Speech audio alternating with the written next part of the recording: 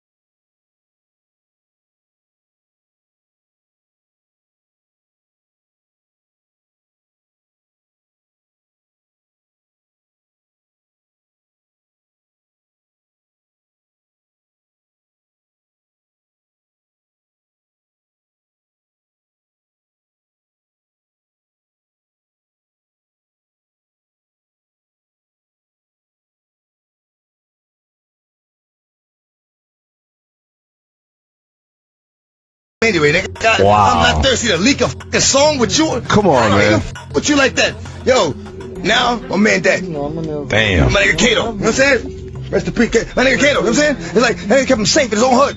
Wow. And I did the song he was supposed to get on for my nigga Kato, and this didn't lay his vocals, cause he thought, I didn't say his name. I said, faggots, questions, stop it. Yeah, Kato's my dog. Yeah, I profit. Wow. But I ain't saying nothing about R. Kelly, so he got mad. He didn't want to do the song. Oh, wow. Damn, man. Whenever I see you, I'ma spit in your face, you faggot. Wow. He tried to sue Jay-Z. He gonna be suing a few more. Trust me, he gonna be suing a few more.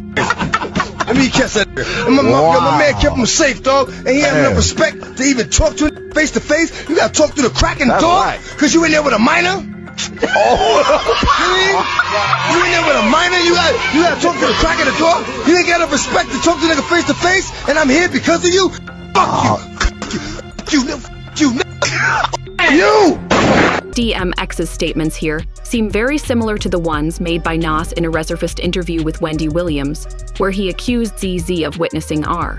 Kelly being inappropriate with young girls and he didn't do anything about it. Yo, don't put up no movies. I said, that's not my style. That's not what I'm going to do. Yeah, I could have put up movies, but I could have showed the R. Kelly video that everybody's talking about, made fun of it, and said, yo, Jay's hanging out. When Jay and I was in there doing basketball boys, you can't tell me Jay didn't see a 14-year-old girl come in the studio and sit on R. Kelly's lap. No. You can't tell me, you won't tell me that working on that album, that he ain't never seen no 14-year-old girl come in the vicinity? My belief is that anybody who's worked with him and been in his cypher has seen it go down. You've seen it go down? Yeah. I've been around R. Kelly, and I pay for that, brother. I've been on a tour with him. It didn't last too long, but I've been around him. I didn't see no 14-year-old, but I talked to the man, and I've seen there's a little problem there. The brother needs help, and I pay for him. But if I sit there and did an album about women with him, I'm definitely maybe indulgent. He had to be indulgent for 14-year-olds, man. That's what I'm saying. What I'm here for the people, man. I'm here to talk the truth. And now, that's not exactly surprising because we know how Jay-Z was allegedly thirsting after Aaliyah, even after R. Kelly took advantage of her. Jay has never addressed the allegations, but there have also been rumors that at the time when R. Kelly was getting married to an underage Aaliyah, Jay-Z knew all about it and even wanted her for himself. R. Kelly just got to her faster. To the best of us. I'm pulling with the big boy truck, nigga. Boy truck. We be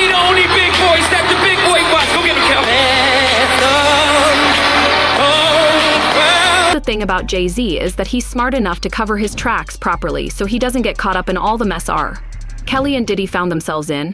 But you can't really tell me that someone whose two closest friends are Wet Blanket Kelly and the Diddler.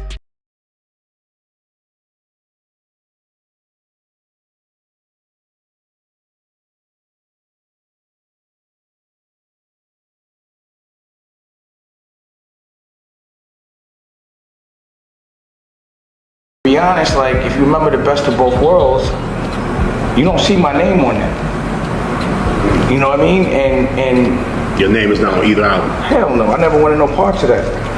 So when Holmes was doing that, I was like, bro, you know our homie violated, and he violated my girl. He violated a friend of yours. So, you know, when he moved forward with that, like me, I was like, yo, Dusko! I was like, yo, I don't want no parts of that. Put my part of that to Aaliyah's breast cancer thing, you know? But then it was around the time when Jay was acting like he didn't want to really continue and move forward with all of us as partners because he didn't want Biggs down, because he wasn't doing nothing. And I was like, yo, bro, I can't move forward. You know, we can start something new, but like Rockefeller, you know, that's. So to be honest, like, if you remember the best of both worlds, you don't see my name on that, you know what I mean, and your name is not on either out. Hell no, I never went in no part to that. So Mahomes was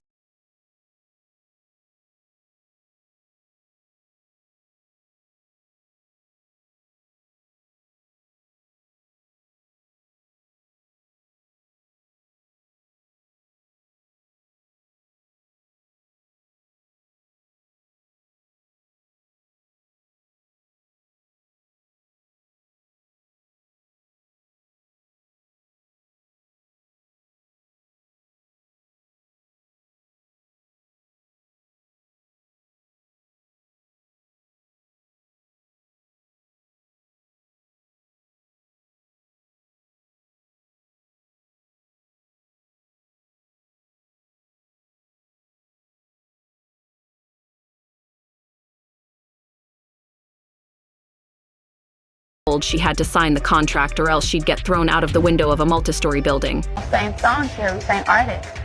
And there was this little pause, and I was nervous. But then he said, and we're interested. And there's this sudden feel of relief. But then he said something about a window and a door. Oh, then he said, you did it one more. I did a lot of work on you. Like he said, there's two ways to leave here. Either through the door with the dual sign or through this window, and we're on the 29th floor. Even if it was just a joke, imagine being 15 and getting told that kind of thing when you're having the most important interview of your life. Even if it was just a joke, imagine being 15 and getting told that kind of thing when you're having the most important interview of your life. Jaguar also talked about how Jay-Z later gave Rihanna her first STD, which she ultimately transferred to her then boyfriend Chris Brown. Jaguar didn't stop there, though. She claimed that not only did Jay-Z take advantage of Lil Riri, but he also passed her to other men in his circle. People don't understand what happened that night. And that's because Jay-Z worked so fucking hard to change the narrative of that night. Now, Rihanna was only 14, 15 when he started with her and signed to the Def Jam. It's clear to say that the herpes that she had came from the person she had been most truly involved with, and that was Sean Carter. So here it is. Chris Brown has his first herpes outbreak from a celebrity girlfriend who he was set up with, and it was supposed to be this and it was supposed to be that, and he was there so people wouldn't pay attention to the fact that she was Jay-Z, underage. Jay-Z gave her the herpes that she gave to Chris Brown. And that first night, when he had that outbreak and he busted into Clyde Davis's house and said, "Where the f is this dirty bitch at?" I can't fault him to that. This is beautiful. Oh, wonderful. Chris Brown, she didn't ruin him. She ruined him at 19 years old. He's got the Jay-Z herpes. Oh. And it's unfair. Because now that's a part of his story. And Rihanna ain't innocent.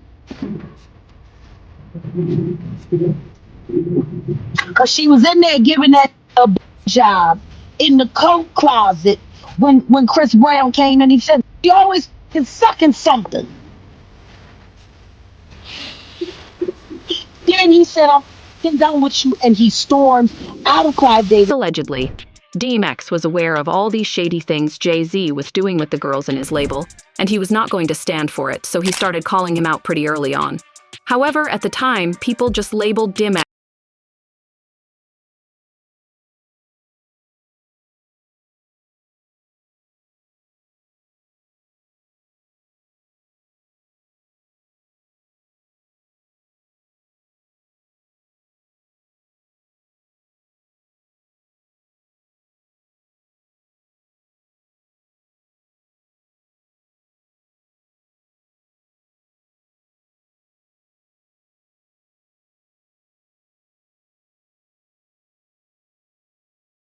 between them.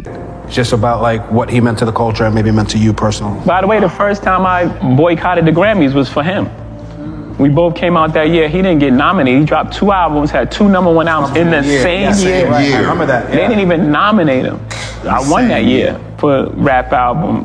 So my first Grammy win, I wasn't in. I wasn't even in the building because I boycotted the film. So there was a competitive thing, but it was big love. He was so competitive with me. I never met a human being more competitive with me, like ever. Not even my big brother. Like no. However,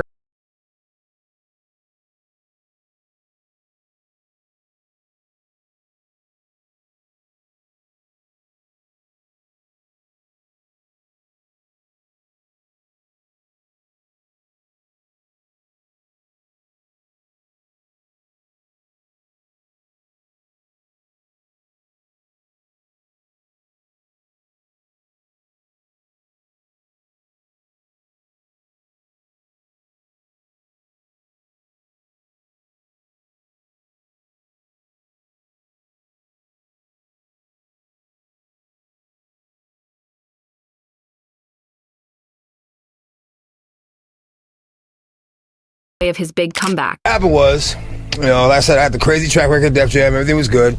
You know, I go to do the 6th album, and you know, Jay-Z became president.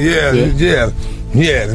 You know, when he first got the job, he hit me with the call like, yo, dog, MH is running the building, like, yo, you good? Finish the album, shoot the video. So what happened? Go on vacation and, you know, we don't know. What you mean you don't know? How do you listen to a whole album, pick a single, shoot a video, then don't know? Okay, I see what's really good. You're trying to eliminate the competition. You know, because at first you retire, you know, then get me off the label, now you're back rapping again. Things really got messy between Jay-Z and DMX after Jay made this decision, because DMX was trying to push his own project, and Jay kept messing with it at every turn. In the industry, and you know what I'm saying, you know, I'm in somebody. And he's like, yo, as long as you have that talent, you know what I'm saying, you don't have the right to say whether or not, you know, you want to use it. You know what I'm saying? That's God's gift to you, and as long as you have it, you have to use it. Eventually, X realized Jay-Z was never going to care about anyone else apart from himself. So he left Def Jam and signed a deal with Columbia. But that's not all. There were many reasons why Dimps found it difficult to trust Jay-Z, and part of it had to do with Jay's connection to shady higher-ups in the industry. DMX was always known for his blunt approach to the music business. He was never afraid to call out the labels for the tight grip they had on artists, and how they took advantage of artists' desperation to make a name for themselves. On the other hand, Jay-Z was all about the ruthless business of it all, and he has been accused multiple times of betraying the people who were with him from day one. One of the people who called Jay out on this is his former business partner. Dame Dash was the co-founder of Rockefeller, and he was one of the first people to believe in Jay-Z, even when the odds were stacked against him. However, when things started going well, Jay-Z went behind Dame's back to cut a deal with Universal Music Group to become the CEO of Def Jam. Jay was offered a $30 million payout to be split into $310 million installments, plus ownership of all his Def Jam produced master recordings. Def Jam eventually bought the remaining 50% shares of Rockefeller that they didn't already own, effectively making Jay-Z Dame's boss. It was a sneaky move that shattered all form of trust Dame had for Jay-Z, but the betrayal didn't end there. After Jay's shady business dealings, Dame was left with nothing but his shares in Jay-Z's Reasonable Doubt album to hold on to back in 2021, Dame revealed that he was looking to sell his shares in Rockefeller. And get this, according to him, Jay-Z had offered him a measly $1.5 million for the shares. Dame felt disrespected, and it was clear that Jay-Z was lowballing him at the time. Dame was kind of in a tight spot, because he needed to sell those shares to use the proceeds to settle some debt he had acquired from another lawsuit. So, Jay probably felt like Dame was desperate enough to sell at any ridiculous price he mentioned. However, Dame wasn't having it. He tried to put Reasonable Doubt up for sale as an EMFT, which led to Jay-Z suing Dame. The whole case eventually got wrapped up in 2022, but it left a deep scar on Dame, and he later put Jay-Z on blast for doing him dirty for some coins. Basically, he was saying Jay had let those industry big shots get in his ear and convince him to betray their partnership. Dame especially had it out for Lear Cohen, who he has previously referred to as a culture vulture. On the other hand, Jay-Z has been close with Lear for ages, and he even once referred to Lear as his mentor. Now, word on the street is that there's much more to Lear and Jay's relationship than meets the eye, if you know what I mean. Dame has clocked the guy's tea a long time ago, though, and he even openly accused Lear of using the divide and conquer method to get black artists and moguls to turn on each other. Beef was with Lear because I think he's a fake CEO, and I think he's fronting on my culture, but he can't front on anybody else. And I'm calling him out publicly, and I want him to stop trying to rape my culture. Go make some money with some other people. Like, stop having your agenda be hip hop. Like when Joey was like, our agenda to open up Asylum was to go, it didn't say nothing about going to get no rock and roll. It was go to get people that they don't even care about and make money from them. Yeah, just get money in their culture. Let them do it. Let's let the violence stay there. Let's benefit from the violence and not bring in, you know what I mean? It was like they have people that their job is to create beef so that they can monetize it, pause. But they don't let their culture feel it. But they make money from it, and they can't make any money or get any respect in their culture. That's why they're in our culture. To know just how unapologetic Lar Cohen is about this, he once admitted to deliberately pushing drug addiction in the industry, even when he knew that it harmed the artists and the audience. When he appeared in an interview with The Breakfast Club, Charlemagne asked him about his relationship with DMX, who was like one of his biggest artists ever. That's when Lear admitted that even though he knew DMX had substance issues, he never did anything about it, because DMX was bringing in that cool hip-hop cash. The math in my brain, nothing good happens with junkies, okay? Because remember, junkie, the definition of junkie means you have to hit a wall to get better. Now, there are many people who have been able to hit the wall and walk away. Mm-hmm. A lot of them don't. So, you know, I don't like giving up people. I don't want to give up on people. One of the biggest artists you ever had had a real bad drug problem, DMX. I'm so sad. DMX, there's two people inside of him. And the Earl is one of the nicest people. I put him up in Lake George. Earl loved being silent with a fishing pole. I shit you not. He just would stay on that dock hours and hours and hours and hours.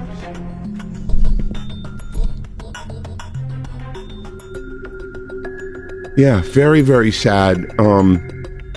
You know, I think the opiate problem, the syrup problem, is the biggest problem that I've ever seen and I've ever faced, and been a part of. And I can't f it. You know, the crack thing was devastating, but at least the rappers were bringing a spotlight to you becoming a fiend. Okay?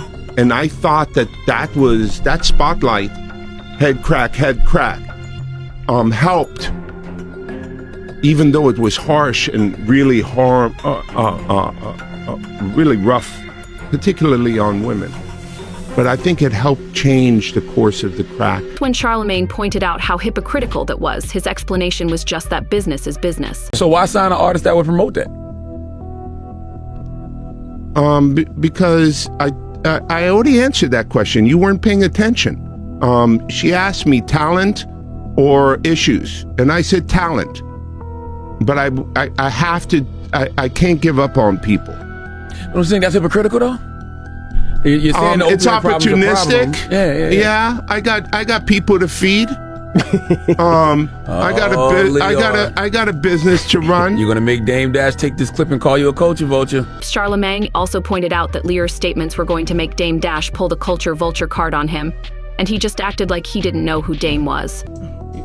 Who's Dame Dash? You brought him up. I don't even know him. So you bring his name up. I don't even know him. So y'all made a lot of money together. Made a lot of Come money. on, Leo. Don't do that to him. I don't know him. I really don't. So, I don't know what to tell you. Dame fired back on Instagram saying, "Thanks for this liar Cohen for proving my point in true culture vulture form. They make money off us."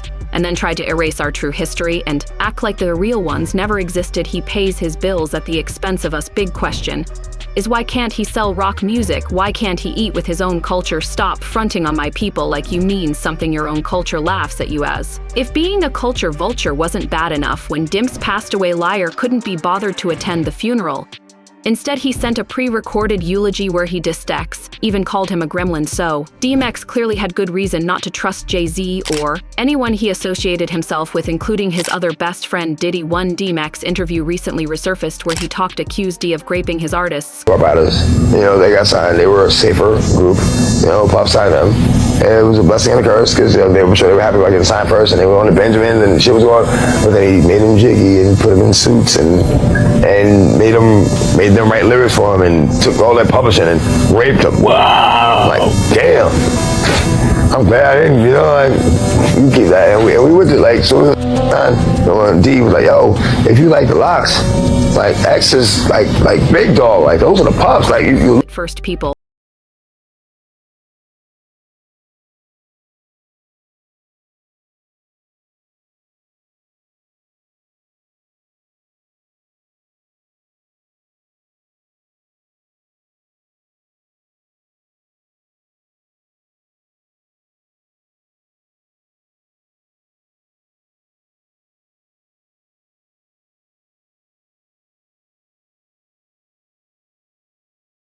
Is that at least he told me to my face what he felt.